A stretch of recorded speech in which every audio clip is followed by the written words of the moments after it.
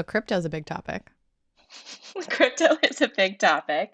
Uh, Topical to me purchasing a home as well. None of my crypto funds can be utilized for a home purchase. Not yet. Maybe your second house. Just fair warning to everyone that's listening to these episodes. There is just a lot of unknowns surrounding this stuff. And if you want to get involved, I don't suggest using any money that you might need for anything outside of crypto because right now it's all a game. Such a game. I still feel like it's a game. I feel a little bit smarter, but obviously no one ever feels that smart about, I think, any topic if they're being real. Like, you know, fake it till you make it is kind of how I feel right now.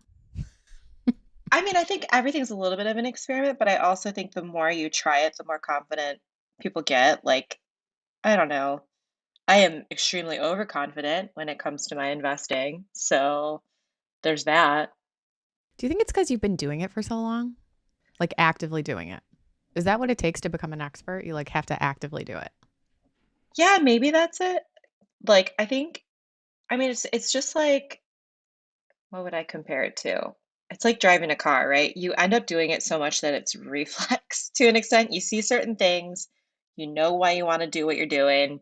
And then it becomes like, you know that when you're turning left, you have to wait at the green light until all the cars have passed before you can turn left. You know what I mean? You know all the rules already. So when you observe the situation, you pull up to the intersection, it's instinctual when you're going to press the gas and when you're going to pump the brakes. So everything that I do is like a ritual now, and I apply the same things that I did in every other market that I've ever invested in the crypto market. And I feel like that's what's kind of safe is probably the wrong word, but like that's what's kept me from being absolutely annihilated. Because I do a lot of weird stuff, and like it's very easy for me to brush off the losses because I've had plenty of losses in my career. And it's easy for me to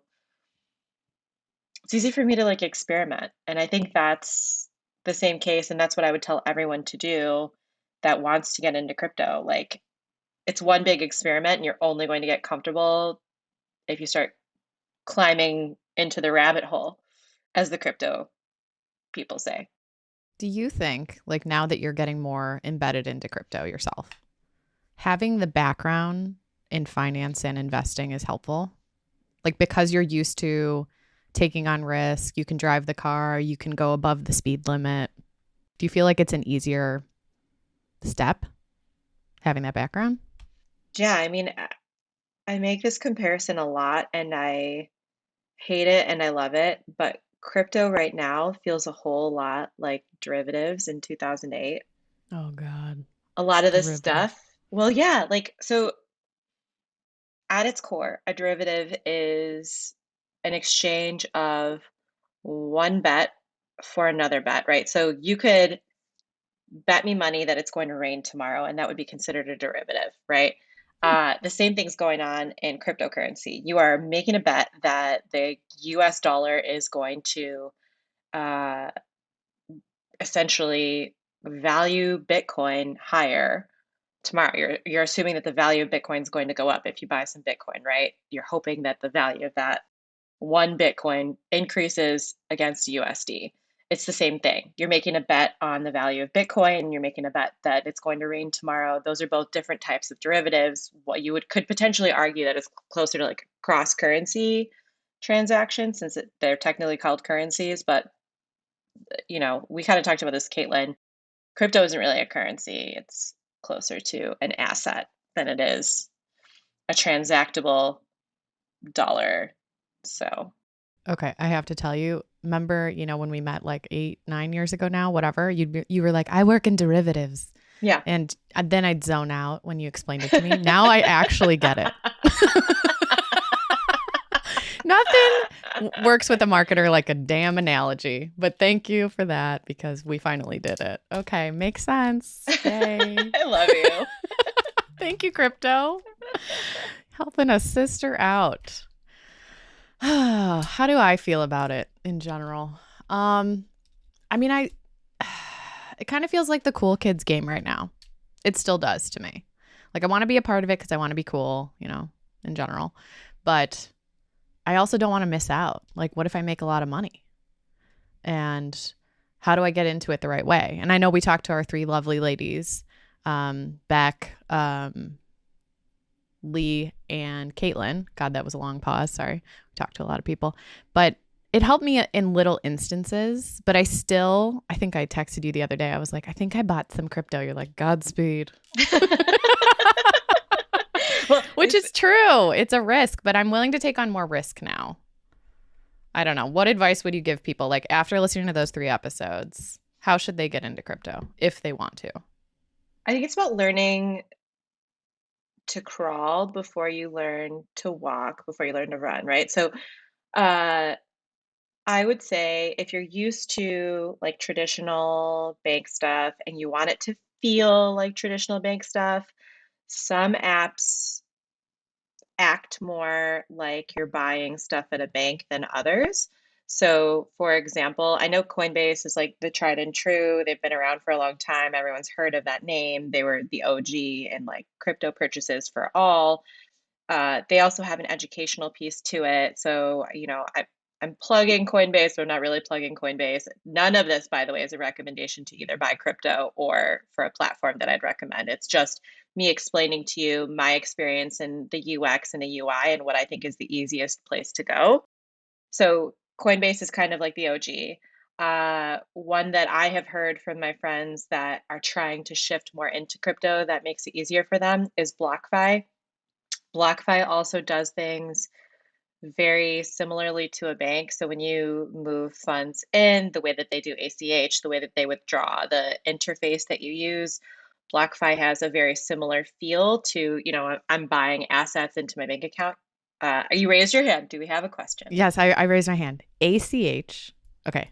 ACH is when you transfer funds. So like back in the day, wait, let me finish. She's excited.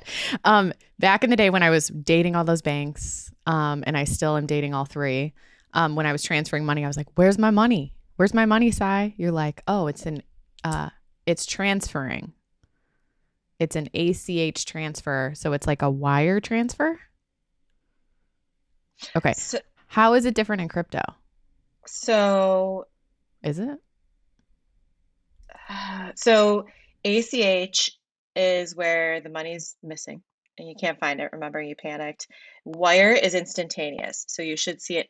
The funds appear immediately as long as the bank is open, Okay. So which two is why you have different to pay things. two different Got it. things. They do have both in crypto. So typically the way that it works, right? I say typically. On average, with the platforms that I've been utilizing, when you purchase your crypto, it's twofold. So because of fraud and worries about people uh, pushing funds they don't necessarily have, um, most crypto platforms will actually require that you have to put your money into the crypto platform and have it there for a certain number of days before you can move it somewhere else. So if you're trying to like do something fancy, like buy an NFT, which we may or may not have TikTok videos up on of how to do on our TikTok in the near future, if you guys aren't following yet. But if you're trying to do something fancy, like buy an NFT, that actually has to go through another additional platform. So you have to have what's called an on-ramp. And the on-ramp is typically a Binance, BlockFi, Coinbase, FTX, like whatever platform you're utilizing to purchase the crypto, you first have to push your US dollars to the crypto platform, right? Okay. Okay. So I'm gonna ACH my bank account and move, $5,000 from my, bank A to crypto platform. Do you Crypto lose money typically? Like do those companies take a percentage? So if I'm transferring $5,000 or I'm purchasing crypto through one of those platforms, Mhm. do they take a percentage of that $5,000? So they won't when you import the funds, but they will take a percentage of what they call either a transaction fee, trading fee. They'll take a percentage when you actually buy the crypto. So let's say I move $5,000 into BlockFi. They Mhm. will have a transaction fee when I exchange the 5,000 USD for Bitcoin or Ethereum or like whatever cryptocurrency I decide to purchase. Hmm. So you'll Is get, that how instead of they make getting money, yes. that's how they make money is on transaction fees? And that's typical. Again, this is why I'm going back to comparing in derivatives. That's typical of any derivative. That's also typical of any stock. They charge something like, I know that everybody's like, oh, there's no trading fees on stocks. I guarantee you they are making money in that transaction. They're just not listing the charge blatantly per trade. There's a back end Mm, transaction fee that's going on. mm. And they've formulated how to make it such that they don't have to call it a trading fee to you. But yeah, so they'll take a transaction fee when you purchase it. So instead of getting $5,000 of Bitcoin, I might get $4,990 of Bitcoin. At which point it then sits in your BlockFi or whatever for the required time frame. So let's say I think on BlockFi it's like 10 days. You then can move it to a platform where you can then use it to do other things. So I can then move, if I bought Ethereum, into a quote unquote Ethereum wallet where I can then do stuff like buy NFTs, jump into DeFi, go into a DAO. So it just depends on what we want to do and how we want to do it. Can you just keep your money, or I'm sorry, your crypto? Can you keep your crypto, your $5,000 of crypto on the platform you bought it in? Or do you have Yeah. to transfer it to a wallet? So you don't have to transfer it to a wallet. Uh, I have two thoughts there. So, depending on which platform you use, you're at risk of that platform potentially collapsing if something bad were to happen, right? Hmm. Or so, like, do some research. Um, and I mean, that's probably the main thing. So, remember how we were talking about wallets with Beck? So, there are some crypto on ramps, so like BlockFi, Gemini, Coinbase, where you don't actually own the wallet. So if something happens to your crypto, they can usually at least attempt to help you recover it. But in this scenario that they own your crypto, technically they do. They have every opportunity to do what a bank does, which is rehypothecate. So they can turn around and lend out your crypto to someone else, or use your crypto to for lending purposes essentially. And if they fail, your crypto could disappear. All right, I brought this up last time. You probably still haven't seen the movie. Have you seen the movie A Wonderful Life yet? Don't It's kill black and white. me. Don't kill me. It's fine. It's with Jimmy Stewart. It's traditionally a Christmas movie. Fun fact, when it came out, it bombed, and now it's one of like the highly watched movies. Anyway, they own a bank. That's kind of the premise. And he takes over for his dad when his dad dies.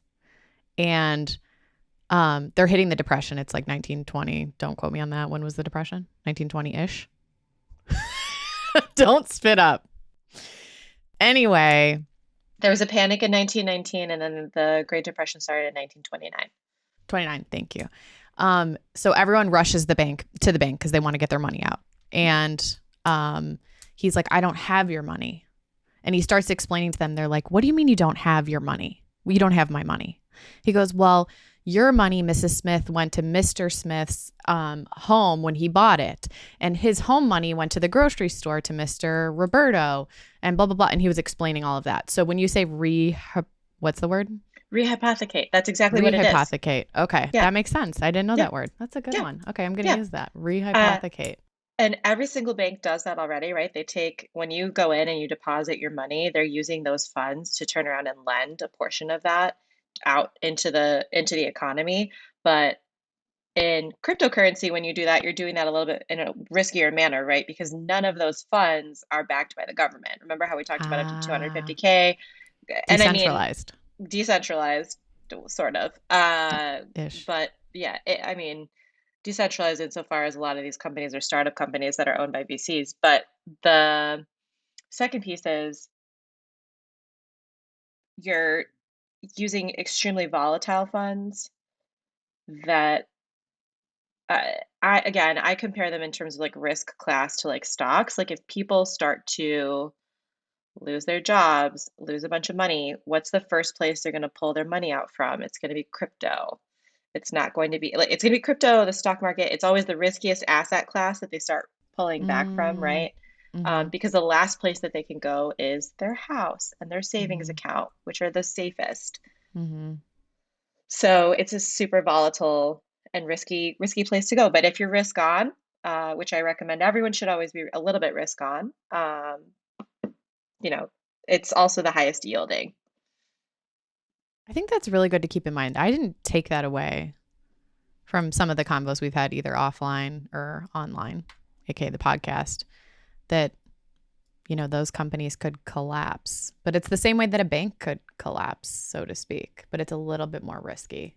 That's It's a just lot something to more take into risky.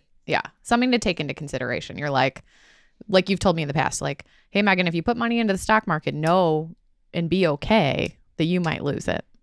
Or 100% pretend like you will. And Yeah, you need to still be pretend like you okay. will. It's going into this thing. You don't know if you're ever going to see it again. It's disappearing after it. And I think the thing for me that strikes me a little bit about people being like, oh, the banks aren't safe anymore. They do whatever they want.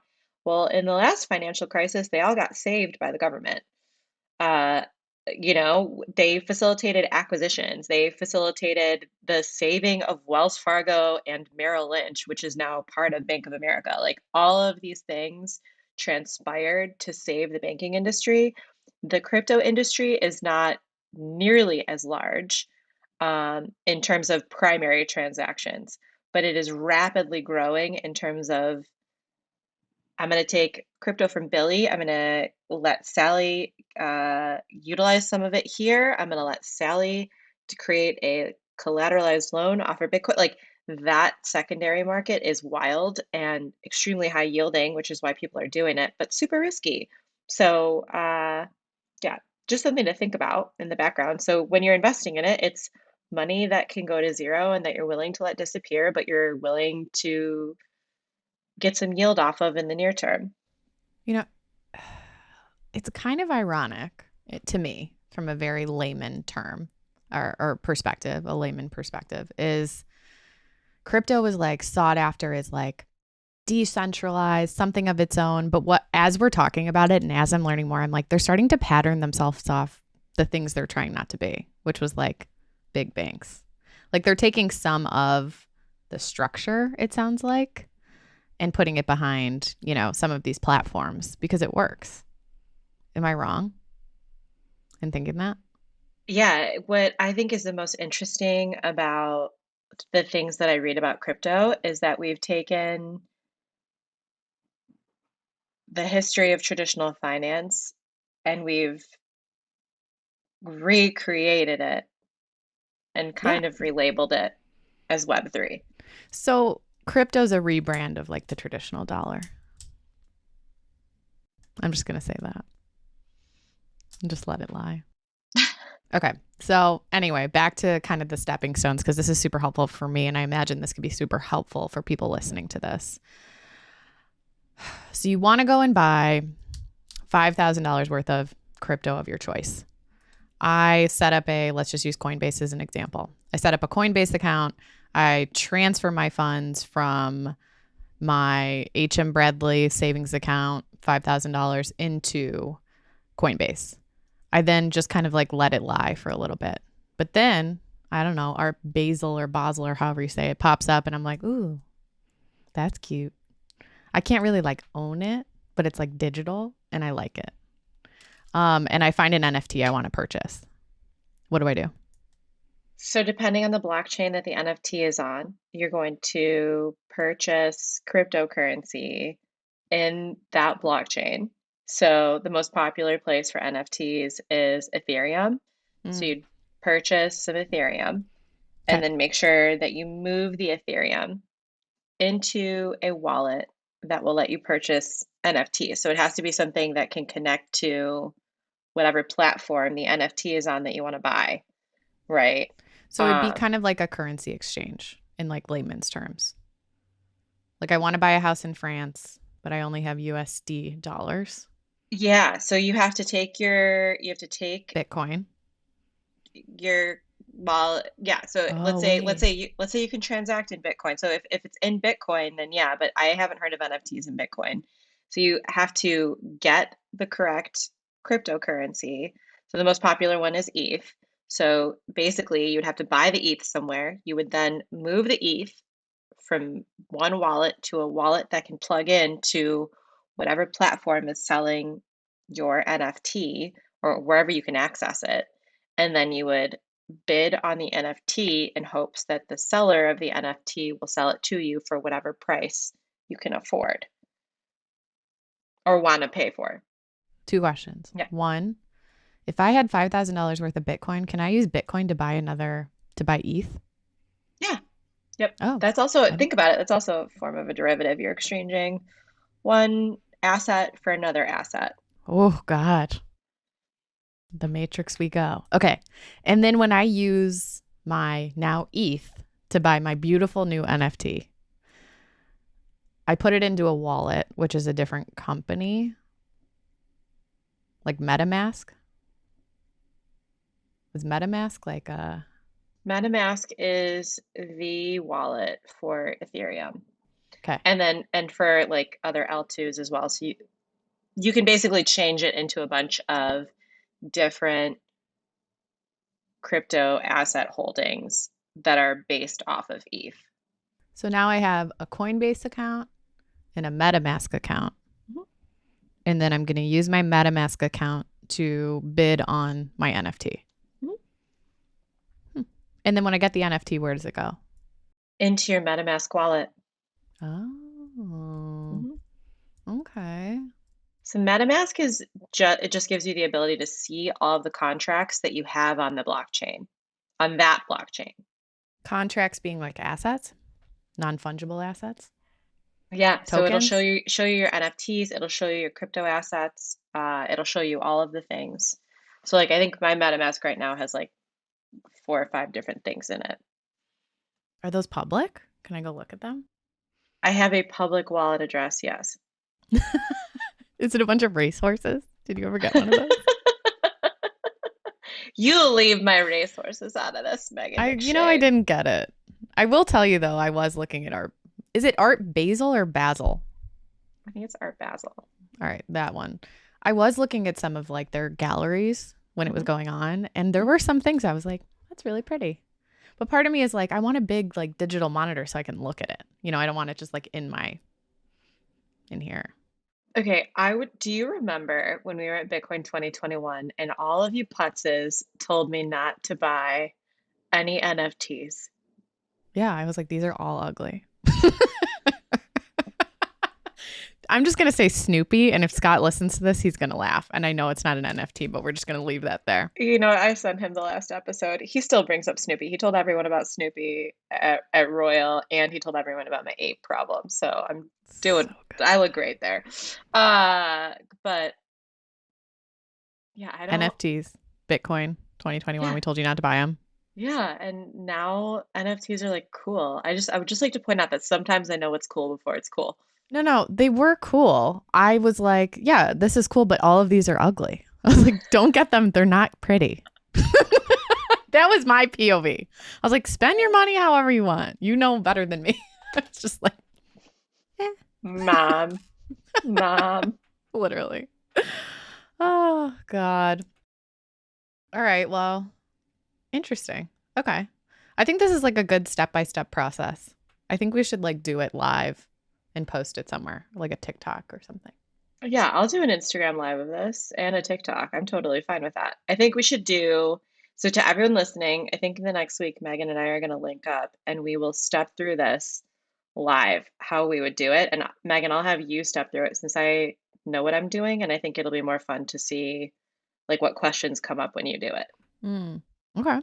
I'm game, per Okay. usual. All right. So the pieces that you will have to do in advance include you loading up some cash Ugh. into a crypto platform All right. and having it sitting there. Otherwise, you won't be able to buy an NFT. Okay. But to everyone listening, we're going to do a live play by play of how to actually make an NFT purchase. Yeah. Yeah? Yeah. I got to Yeah. find some NFTs I actually like that aren't ugly. So I guess I'll be thumbing through OpenSea. Yeah, thumb through OpenSea, but also take a look at the prices and make sure that whatever you're loading in is approximately the price of the NFT. Last question I have. Would you would you recommend buying crypto on Robinhood? Why do we always have to talk about Because it's Robinhood? polarizing and I think it's funny. At least you're honest. Yeah. I um I've made my opinions on Robinhood pretty clear, I feel But you like. can buy crypto on Robinhood.